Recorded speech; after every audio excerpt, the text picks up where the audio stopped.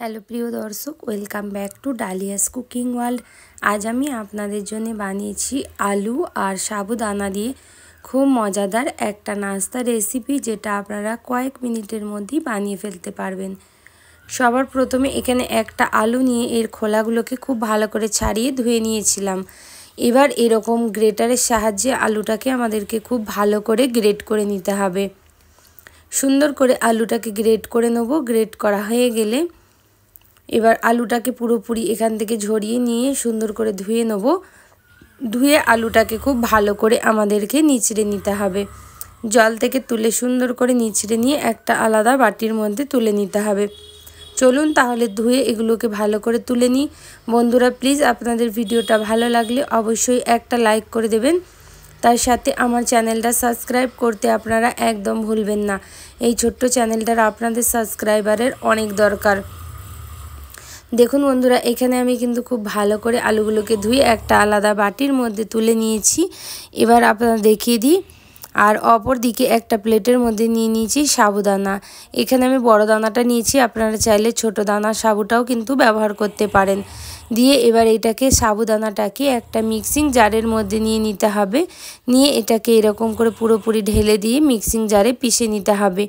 একটু দানাভাব থাকলেও কোনো প্রবলেম হবে না, দানাভাবই সাবুটা হয়েছে আমাদের। এবার এই সাবুর মধ্যে আমি কিছু জিনিস অ্যাড করে দেবো, সেগুলো দেখিয়ে দিই। দেখুন সাবুটা কিন্তু একদম দানা দানা হয়ে আছে। এবার এর মধ্যে আমি দিয়ে দিচ্ছি সবার প্রথমে হচ্ছে কাঁচা লঙ্কা কুচি, আর তার সাথে বন্ধুরা দিয়ে দেবো হচ্ছে এখানে ধনিয়া পাতা কুচি, আর সাথে ব্যবহার করব 1 চামচ পরিমাণে নুন। আপনারা আপনাদের টেস্ট অনুসারে নুনটা ব্যবহার করতে পারেন। আর তার সাথে দিয়ে দেবো হচ্ছে এখানে 1 চামচ পরিমাণে চাট মশলা। এখানে বেশি মশলা আমি ব্যবহার করলাম না, কেন এটা আমরা ব্রতর দিনেও যাতে খেতে পারি সেই জন্যে কিন্তু এটাই কম মশলা ব্যবহার করেছি। আপনারা যাতে খেতে পারেন সেই জন্যে এই জিনিসটা আপনারা তৈরি করে দেখবেন। খুবই খেতে টেস্টি হয় আর খুবই মচমচে খেতে হয়, খুবই ভালো লাগে। এবার এর মধ্যে যে আলুটা আমরা গ্রেট করে রেখেছিলাম সেই আলুটা নিয়ে খুব ভালো করে আমাদেরকে মিশিয়ে ফেলতে হবে। সুন্দর করে আলু দিয়ে আর সাবুটা দিয়ে মাখিয়ে নিতে হবে, যাতে আলু থেকে এক্সট্রা একটু ময়েশ্চার বেরিয়ে যায় সেই জন্যে। তো ভালো করে মাখাবার পরে এটাকে ঢেকে 5 মিনিট আপনাদের রেখে দিতে হবে, যাতে আলু থেকে একটু হালকা হালকা জল বেরিয়ে আসে। যদি একান্ত জল না বেরিয়ে আসে তখন হালকা জল আপনারা ব্যবহার করতে পারেন। চলুন তাহলে এটাকে ঢেকে রেখে দিচ্ছি 5 মিনিটের জন্যে।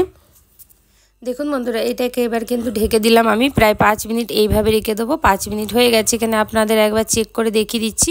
খুব সুন্দর আলুটাতে কিন্তু ময়েশ্চার হয়ে গেছে। এর মধ্যে আমি এক্সট্রা জল কোনো ব্যবহার করছি না।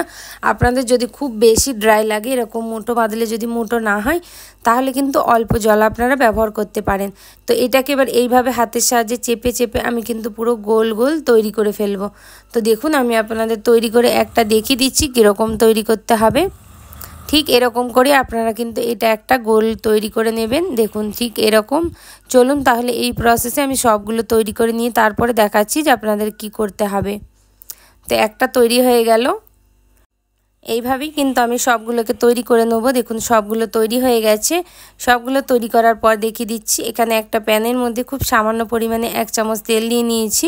তেলের মধ্যে এবার এই সাবুদানার বলসগুলোকে আমাদেরকে এক এক করে রেখে দিতে হবে। খুব কম তেল কিন্তু ব্যবহার হয় বন্ধুরা, এই অল্প তেলের মধ্যে আপনারা এটা তৈরি করতে পারবেন। ডিপ ফ্রাই এটা যেন করতে যাবেন না, এটা একটা খুবই হেলদিও খাবার। তো একদম সামান্য তেল দিয়ে এটাকে এইভাবে আপনারা প্যানের সাহায্যে নাড়াচাড়া করে করে হালকা হালকা করে ভাজবেন। একটুখানি লো ফ্লেমে এটাকে কিন্তু আপনাদের ভাজতে হবে। খুব বেশি হাই করলে এটা পুড়ে যাবে আর ভেতর থেকে ভালো করে হবে না। দেখুন 1 মিনিট পরে এটাকে এইভাবে একটু আমি উল্টিয়ে পাল্টে দেবো হালকা হালকা করে। এইভাবে উল্টিয়ে পাল্টে 2 থেকে 3 মিনিট আপনাদের ভেজে নিলেই কিন্তু যখন দেখবেন হালকা হালকা হলুদ কালার এসে গেছে, তখন ভাববেন যে এটা আমাদের পারফেক্ট হয়ে গেছে আর খুবই মুচমুচে তৈরি হয়। আমি আপনাদেরকে একটুখানি শুনিয়ে দেবো, তাহলে আপনারা নিশ্চয়ই বুঝতে পেরে যাবেন। যখন দেখবেন এগুলো একটু ফুলে ফুলে গেছে আর বা এগুলো এরকম লালচে কালার এসে গেছে, তখন কিন্তু আপনারা তেল ঝরিয়ে এগুলোকে তুলে নিতে পারেন। আপনারা চাইলে এগুলো টিস্যু পেপারের ওপরেও দিতে পারেন, তাহলে কিন্তু এক্সট্রা তেলটা যেটা থাকে সেটাও বেরিয়ে যাবে।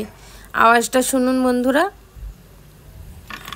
দেখুন বন্ধুরা, এই আওয়াজটা শুনিয়ে আপনারা নিশ্চয়ই বুঝতে পারছেন যে কতটা বেশি এটা মুচমুচে তৈরি হয়েছে। এটা খুব বেশি মুচমুচে তৈরি হয়, ব্যাকগ্রাউন্ডে প্রচুর পরিমাণে নয়েজ, সেই জন্যে আমি আপনাদেরকে শোনাতে পারছি না, সেই জন্য খুবই দুঃখিত। দেখুন এটা কিন্তু দেখতেও যেমন সুন্দর হয়, খেতেও খুব সুন্দর হয়। 5 থেকে 10 মিনিটের মধ্যে আপনারা এটা তৈরি করে ফেলতে পারবেন। আশা করছি আজকের ভিডিওটা আপনাদের অনেক বেশি ভালো লাগবে। যদি ভালো লাগে অবশ্যই লাইক, কমেন্ট, শেয়ার আর চ্যানেলটা সাবস্ক্রাইব করে দেবেন। ফেসবুক পেজটাকেও আপনারা ফলো করে নেবেন।